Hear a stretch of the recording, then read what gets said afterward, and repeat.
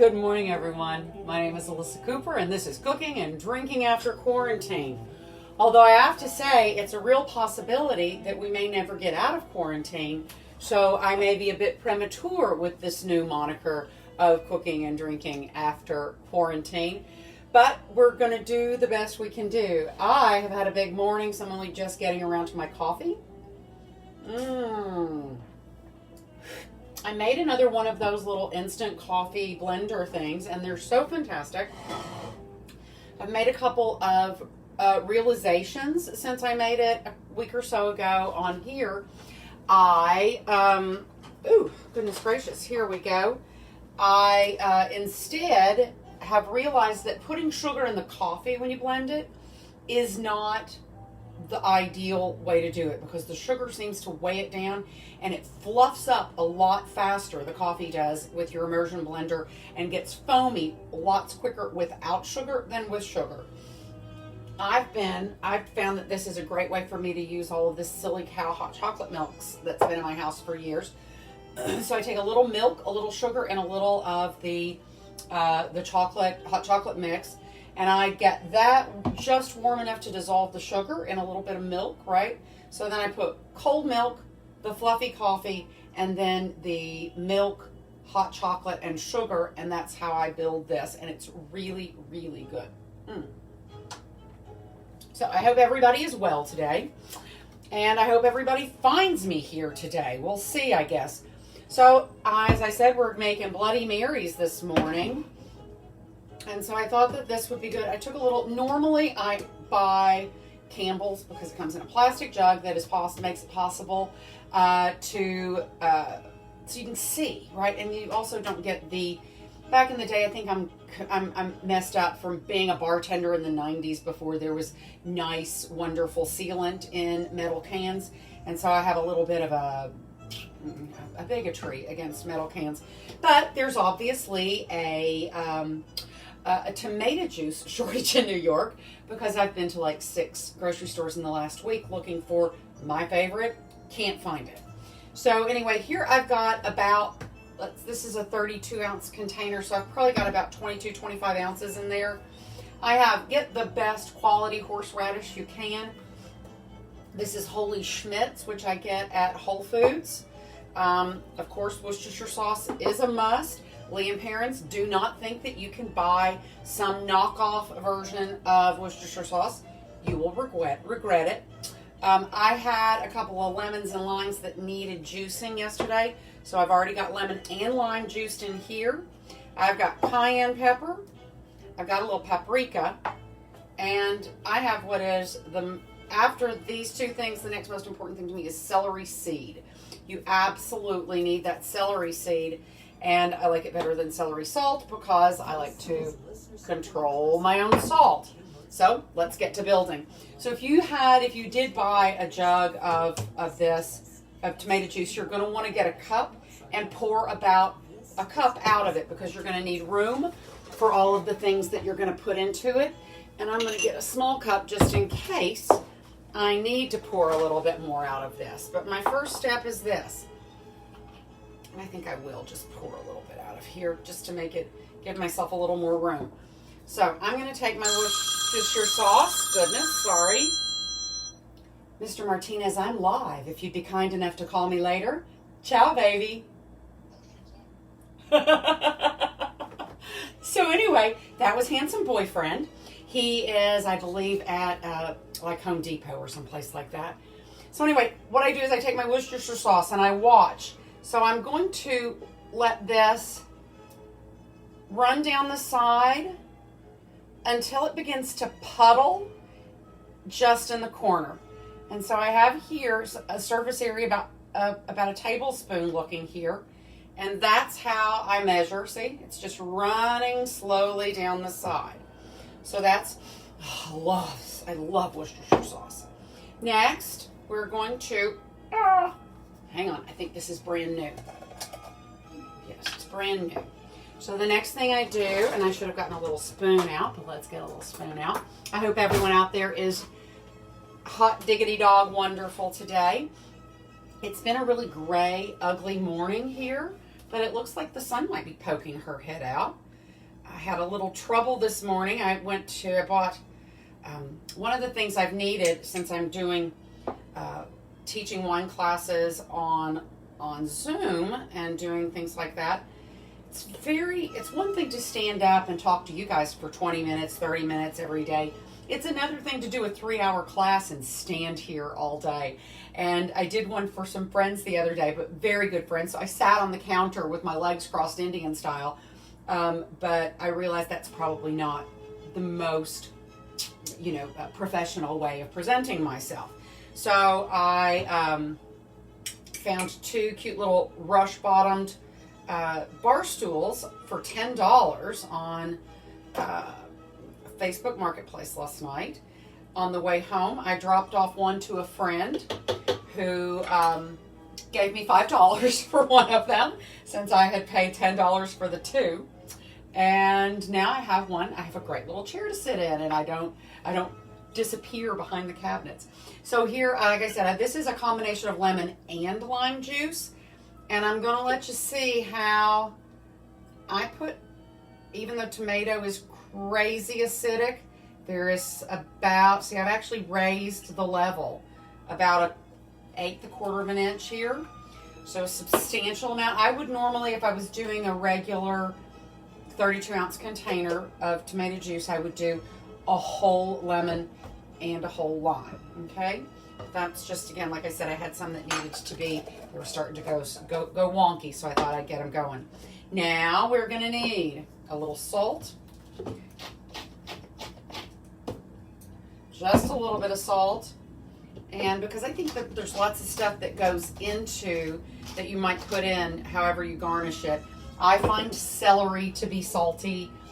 Some people are garnishing with olives or bacon. Again, salty. So I don't add much salt to this. Now, here we go. Now, I'm going to do this a little differently. So when I tell you that I like a lot of celery seed, I want you to see how much I mean that. So this is funny in that, I'm going to get something, because these little things are tiny, and I don't want them to go running amok. So I'm going to put, see, a nice heaping spoon of these. Another reason to get the Campbell's tomato juice is that it has a nice big wide mouth, making it much easier than this funny little thing that I got from Coppelia the other day. So there, and you can see that it's a substantial amount. It's a big surface area where these little celery seeds have gotten. Then I'm going to give us just a little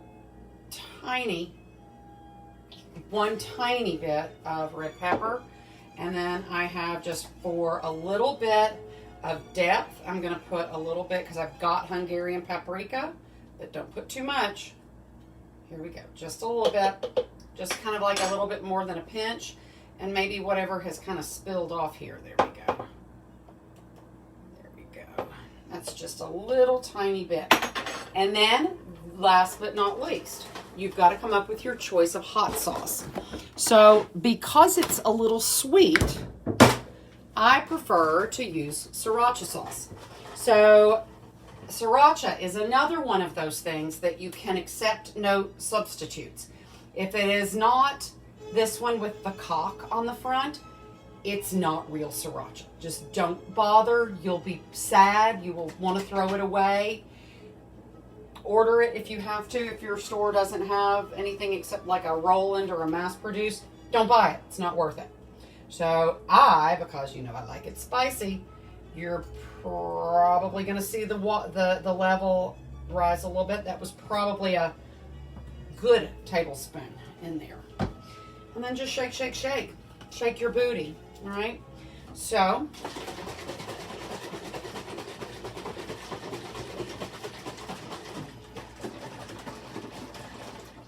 perfect. And see, you should be able to see the flecks of horseradish in there. I like it to be toothsome. If you don't like it toothsome like that, I would suggest you make it several days in advance and run it through a sieve, all right? And I can understand there's schools of thought on both sides. For those of you who are not drinkers, This is fantastic for just put it on ice, put a little garnish of lemon or lime on here. It is so flavorful and so zingy and so delicious. It goes with any breakfast table and is absolutely perfect. But if you are drinkers, there is no end to what you could do with this. At this house, we are more, what am I trying to say, rum drinkers than vodka drinkers. However, if you're going to do it with something other than vodka, remember, vodka has no flavor, right? Vodka only adds alcohol and liquid to your mix. So if you're going to use rum, make sure that either it's a sweet rum or a neutral rum, because you don't want a smoky rum in here, I don't think. That's a very specific flavor profile, and I would suggest before you do it, try it out a little bit and see if that fits for you. You also could throw some sparkling wine in this if you like things to be a little lighter. What I love about Bloody Marys is I love the thickness of them. I did not have time to chill my tomato juice before I got here with you guys, because I literally turned the car in at 10th Avenue and 21st Street at 11 o'clock. I went to the what do you call that thing? The beef store. What's the grocery store called? Beef? Anyway, on 16th Street as I was coming home. Then I had to go to this grocery store on the way home, and then I had to come here. So it took me a while. I didn't have time, as you see, to chill this. So this will not be as good. It has to be, and I really think that it makes a difference that this has to be cold, not just pour it over ice. You have to bring it to a chill. But, oh, good grief, that's so good. And the best thing is the burst. Those little celery seeds get wet pretty fast, and they kind of pop like caviar in your mouth. I love it, I love it, I love it. Mm-mm-mm. Oh, baby, that's so good. So anyway, that's my story, Morning Glory. So everybody needs to go out there and make themselves a nice, beautiful batch of Mary Mix. And if you have a trick, a tweak, something that you do garnish with, I was just thinking if you had like long jardinières, like carrots and stuff, pickled things, would be a great garnish for this also. Anything like that you can do to make it interesting. Right before the presidential election in 2016, I spent a long weekend for work by myself in New Orleans. And everybody was selling Bloody Marys with a strip of bacon and a full banana pepper and da-da-da-da-da. And so I would eat once a day and walk around with all of this stuff that I ate out, this vegetable garden basically that I was eating out of Virgin Mary glasses. Because I can't, not in the daytime, that's hard. Not when you're moving around, but I can carry a glass of tomato juice around everywhere I go. So, guys, I guess that's the instruction for the day. And what I am going to say is, since I was out and about this morning in the car, the upside is I saw 99% compliance with mask wearing around New York. To the person, people not wearing out with no mask at all were older men. So, dudes, get it together. You already are suffering from terrible PR. Put your masks on. At least walk around with them around your neck and give people the idea that maybe you intend to use one when you get to wherever you're going. So wear your masks. And to those of you who are invoking God and Satan and saying that those of us who are wearing masks are somehow doing the work of the devil, I say that it is your first commandment to do unto others as you would have them do unto you. So if you don't want somebody to come out and kill you, then don't come out and kill me. That's all I ask. So you guys, this is Cooking and Drinking After Quarantine. Thank you for joining us in our new little home. If you please feel free to share this, encourage your friends and family to like me and share me far and wide, because I don't think we're coming out of quarantine anytime soon, guys. So this is my life. I love you all. Thank you so much for everything. Make a little frothy coffee. make a little spicy juice, life will be better. I hope the weather is beautiful where you are. Ciao, everybody. Let's see who is here. Hello, Denise is here, and Karen and Kelly and Paula. Thank you guys for saying hi. I really appreciate it. Thanks a ton. Ciao, ciao. Bye-bye.